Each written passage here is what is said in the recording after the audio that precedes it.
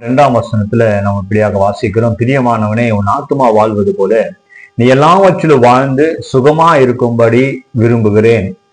அந்த வேத வசனத்துல கர்த்தர் தம்முடைய பிள்ளைகள் எல்லாவற்றிலும் வாழ்ந்து சுகித்திருக்கும்படியாக கர்த்தர் விரும்புகிறார். எல்லாவற்றிலும் என்று சொன்னால் மூன்று இடங்களில மூன்று காரியங்களே நம்ம ஆசீர்வாதமா இருக்க வேண்டும் என்று சொல்லி கர்த்தர் விரும்புகிறார். முதல் காரியம் என்ன சொன்னா, ஆவிக்குரிய வாழ்க்கையில ஸ்பிரிச்சுவல் லைஃப் அவருடைய அபிஷேகத்தை நமக்கு கொடுத்து நாம் ஜெபிக்கிற பிள்ளைகளாக, வேதத்தை வாசிக்கிற பிள்ளைகளாக, அவர் கீழ்ப்படுகிற பிள்ளைகளாக, பரிசுத்தமான வாழ்க்கையை வாழுகிற பிள்ளைகளாக, அவருக்கு ஊழியம் செய்கிற பிள்ளைகளாக நம்ம இருக்க வேண்டும் என்று சொல்லி அவர் விரும்புகிறார். அந்த ஆவிக்குரிய ஆசீர்வாதத்தை கர்த்தர் நமக்கு கொடுக்க விரும்புகிறார். So in the spiritual life, இந்த spiritual area, God wants us to be blessed. ஆவிக்குரிய வாழ்க்கையில நம்ம ஆசீர்வாதமா இருக்க வேண்டும் என்று சொல்லி கர்த்தர் விரும்புகிறார். இரண்டாவதாக, நம்முடைய சரீரத்துல, ஆரோக்கியத்துல, இப்ப நம்ம வியாதியில நம்ம பலவீனத்தோடு கூட இருக்கும்போது நம்ம என்ன பண்ண முடியாது? ஜெபிக்க முடியாது, வேதத்தை தியானிக்க முடியாது, ஊழியம் செய்ய முடியாது.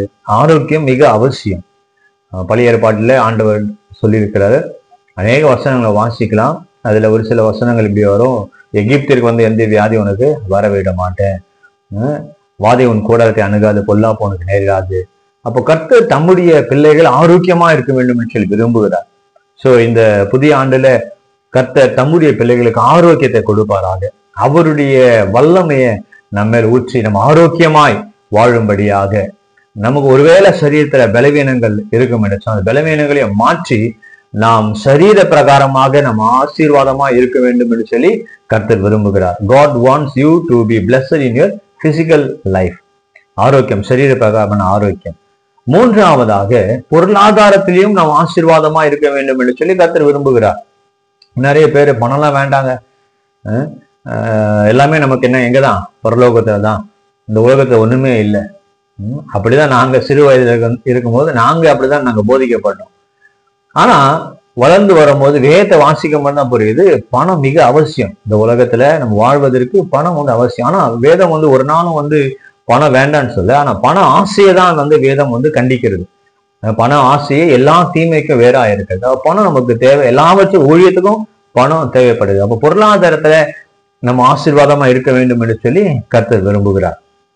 So God wants you to be blessed in the material life. பொருளாதார ஆசீர்வாதங்கள் நமக்கு தேவை. வசனம் சொல்லுகிறது, சிங்க குட்டிகள் கூட தாழ்ச்சி இருந்து பட்டினியா கிடக்கும், கர்த்தர் தேடுகிற பிள்ளைகளுக்கு ஒரு நன்மையும் குறையப்படாது. அப்ப பொருளாதாரத்திலையும் நம்ம ஆசீர்வாதமா இருக்க வேண்டும் என்று சொல்லி கர்த்தர் விரும்புகிறார். நிறைய பேர் என்ன நினைப்பாங்கன்னா, ஏற்கனவே ஒரு சில வீடியோஸ் சொல்லியிருப்பேன்னு நினைக்கிறேன், இயேசு கிறிஸ்துவ ஆண்டவரை நம்ம உதாரணம் எடுத்துப்பாங்க. ஆண்டவரே தரித்திரமா இருந்தாரு, அவருக்கே ஒண்ணும் இல்லை அப்படின்னு சொல்லி. ஏன்னா வேத வசனமே ஒரு சில வசனங்கள் எடுத்துப்பாங்க. வசனம் சொல்லுது, மனுஷகுமாரனுக்கு தலை சாய்க்க இடம் இல்லை அப்படின்றது, அவருக்கே ஒண்ணுமே இல்லை அப்படின்வாங்க. ஆண்டவர் தலை சாய்க்க இடம் இல்லைன்னு சொன்னா அவருக்கு வீடு இருந்ததுங்க, அவர் எல்லா ஆசீர்வாதமும் இருந்தது. தலை சாய்க்க இடமில்லைன்னு சொன்னா அவர் ஊழியத்துல அவர் பிஸியா இருந்தார், நேரம் இல்லை. அதுதான் அந்த வசனம் சொல்லுது. அவருக்கு எல்லாம் உண்டு. ஒரு சில காரியங்களை சொல்றேன். அவர் ஊழியத்துல 12 பேர் என்ன பண்ணார், ஆண்டவர் அவரோடு கூட வைத்திருந்தார். இன்னும் 70 சீஷர்கள் இருந்தாங்க. ஃபுல் டைம் மினிஸ்ட்ரியில அவர் கூட 12 பேர் இருந்தாங்க. அந்த 12 பேருக்கு எல்லாமே ஆண்டவர் தான் அவங்களுக்கு கொடுத்தார். உணவிலிருந்து, உடையிலிருந்து எல்லாமே ஆண்டவர் தான் பார்த்துட்டாரு. ஏன்னா பேதுரு கூட ஒரு வாட்டி கேட்பாரு, ஆண்டவரே உண்மை நம்பி என்ன பண்ணோம், உங்களை எல்லாத்தையும் விட்டுட்டு வந்தோமே, எங்களுக்கு என்னன்னு சொல்லி கேட்கிறாரு. அப்ப அந்த 12 பேருடைய உணவு, உடை எல்லாம் ஆண்டவர் தான் பொறுப்பெடுத்து கொண்டார். நான் என்ன விசுவாசிங்கன்னு சொன்னா, இந்த 12 பேருடைய குடும்பங்களையும் ஆண்டவர் என்ன பண்ணியிருப்பாரு, அவங்களுக்கு ஏதாவது அவங்க தேவைகளை சந்திக்கும்படியாக அவர்களையும் என்ன பண்ணியிருப்பாரு, ஆண்டவர் உதவி செய்திருப்பாரு. சோ சாதாரண ஒரு விஷயம் இல்லை.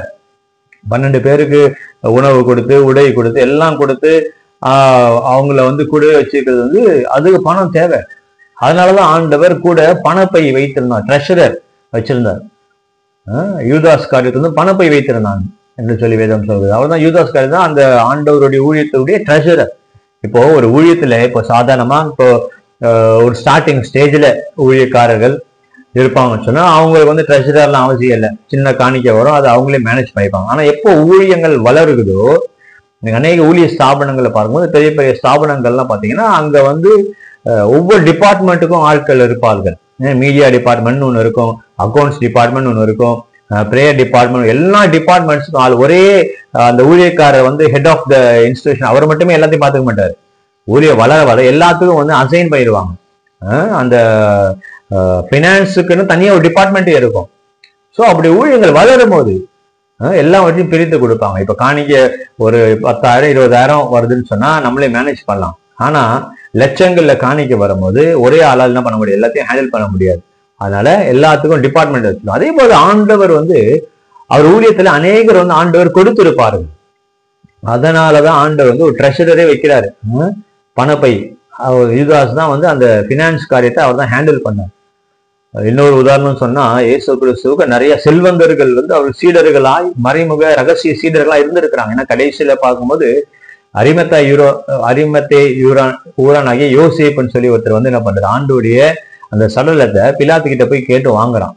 அப்ப பிலாத்து கிட்ட போய் பேசணும்னு சொன்னா அவன் வந்து ஒரு நல்ல ஒரு ஐஸ்வர்யவானா இருக்க வேண்டும், ஒரு பொலிட்டிக்கல் இன்ஃபுளுன்ஸா அவனுக்கு இருந்திருக்கணும். அவன் தனியா அவன் கலரே இருந்தது.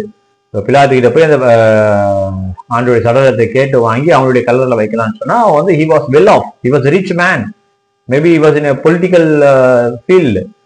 அப்படிப்பட்டவன் ஆண்டவருக்கு ஒரு சீடனா இருந்தான். அப்ப ஆண்டவர் வந்து சும்மா அவன் விட்டுருப்பானா? ஆண்டவருக்கு அநேக உதவிகளை அவன் என்ன பண்ணிருப்பான், செய்திருப்பான். இப்படி அநேகர் ஆண்டவருக்கு உதவிகள் ஆண்டவருக்கு அவங்க செய்திருந்தாங்க. அப்ப ஆண்டவர் எல்லாவற்றையும் இயேசு கிறிஸ்து எல்லாவற்றிலும் அவர் வந்து he was blessed, ஆசீர்வாதமா தான் அவர் இருந்தார். அதனால ஆண்டவருக்கு ஒண்ணும் இல்லை. உதாரணத்துக்கு அவர் பிறகும் பொழுது பாருங்க, அவர் வந்து கிஃப்ட்ஸ் பாருங்க, கோல்டு, பிராங்கின்சன்ஸ், மிர். இப்போ உதாரணம் ஏதோ ஒரு குழந்தை பிறகுதுன்னா நம்ம என்ன பண்ணுவோம், ஒரு 200 ரூபா 300 ரூபாய்க்கு 500 ரூபாய்க்கு ஒரு ட்ரெஸ் எடுத்துட்டு போவோம். ஆனா அவருக்கு வந்து வெகுமதி பாருங்க, கோல்டு வருது, பிராங்கின்சன்ஸ், எல்லாமே விலையுயர்ந்த. அவர் பிறப்பிலே வந்து he was surrounded with valuable treasures. So அப்படிப்பட்ட ஒரு ஆசீர்வாதமா தான் அவர் இருந்தார். ஸோ ஆண்டவர் வந்து உதாரணமா எடுத்துட்டு நம்ம ஒண்ணும் வேணாம்னு சொல்லி நம்ம நினைவோம். எல்லாவற்றுக்கும் பணம் அவசியம். we need money for everything. அதனால பொருளாதாரத்தையும் கர்த்தர் உங்களை ஆசீர்வதிக்க வேண்டும். அப்ப நீங்க கேளுங்க, ஆண்டவரே என்னை ஆசீர்வதிங்க, bless me in this area, financial life, bless me financially. கேட்கணும். ஒண்ணுமே வேண்டாம்னு சொன்னா நீங்க தனி நபரா இருந்தா ஒண்ணுமே வேணாம்னு இருக்கலாம். இப்போ ஒரு குடும்பம் இருக்கும்பொழுது, உங்களுக்கு ஒரு ஊழியம் இருக்கும்பொழுது எல்லாவற்றுக்கும் பணம் அவசியம். ஸோ நம்ம பொருளாதார ஆசீர்வாதம் கண்டிப்பா நமக்கு தேவை. So God will bless you in 3 areas. 3 இடங்களில விதத்துல கர்த்தர் உங்களை ஆசீர்வதிக்க போகிறார். எதுல? ஃபர்ஸ்ட் திங் வந்து ஆவிக்குரிய ஆசீர்வாதம் மெயின். இப்போ பணம் இருக்குது, ஆரோக்கியம் இருக்குது, நான் ஜெபிக்கிறது இல்லை, வேதம் வாசிக்கிறது இல்லை, நான் பாவத்துல இருக்கேன்னு சொன்னா அது முழுமையான பிளெஸிங் கிடையாது. முழுமையான பிளெஸிங்னு சொன்னா எல்லாவற்றிலும் நான் நல்லா ஜெபிக்கிறேன் பிரதர், எனக்கு ஆரோக்கியமா இருக்குது, ஆனா கையில பணமே இல்லை, அது முழுமையான ஒரு ஆசீர்வாதம் கிடையாது. பரிபூர்ண ஆசீர்வாதம் வேதம் சொல்லுகிறது. கர்த்தருக்கு பயப்படுகிற மனுஷன் பரிபூர்ண ஆசீர்வாதங்களை பெறுவான்னு சொல்லி வேதம். பரிபூர்ண ஆசீர்வாதம் சொன்னா எல்லா விதத்திலும் ஆசீர்வாதமா இருக்க வேண்டும். பிரியமானவனே ஆத்மா வாழ்வது போல நீ எல்லாவற்றிலும் என்று சொன்னா அது எல்லாமே அடங்கும். முதல்ல ஸ்பிரிச்சுவல் பிளெஸிங், அப்புறம் பிசிக்கல் பிளெஸிங், அப்புறம் மெட்டீரியல் பிளெஸிங். ஸ்பிரிச்சுவல் பிளெஸிங் ஜெபிக்க, வேதம் வாசிக்க, அபிஷேகத்தை பெற்று ஊழியம் செய்ய, அது ஸ்பிரிச்சுவல் பிளெஸிங்ஸ். அடுத்தது பிசிக்கல் பிளெஸிங்ஸ், குட் ஹெல்த். அடுத்த மெட்டீரியல் பிளெஸிங்ஸ், பினான்சியலி. ஸோ இந்த 3 விதத்திலும் இன் 3 ஏரியாஸ் இதுல கர்த்தர் உங்களை ஆசீர்வதித்து அவருடைய நாமத்தை மகிமைக்காக நீங்க வாழும்படியாக, கர்த்தருடைய ராஜ்யத்தை கட்டும்படியாக, அநேகருக்கு ஆசீர்வாதமாக மாற்றும்படியாக கர்த்தர் உங்களை எல்லா விதத்திலும் கர்த்தர் உங்களை ஆசீர்வதித்து நடத்துவாராக. பிரியமானவனே, உன் ஆத்மா வாழ்வது போல நீ எல்லாவற்றும் வாழ்ந்து சுகமா இருக்கும்படி வேண்டுங்க. அதான் கர்த்தருடைய விருப்பம், கர்த்தருடைய சித்தம். ஆண்டவர் என்னையும் இந்த 3 வித ஏரியாஸ்ல என்னை ஆசீர்வதிங்கப்பா, ஆசீர்வதி என்னை உயர்த்துங்கன்னு சொல்லி விசுவாசோடு கூட ஜெபிங்க. கர்த்தர் உங்களை ஆசீர்வதித்து அநேகருக்கு ஆசீர்வாதமாக உங்களை மாற்றுவார். தேவன் தாமே இந்த வார்த்தைகள் மூலமாக ஒவ்வொருவரையும் ஆசீர்வதிப்பாராக. ஆமென்.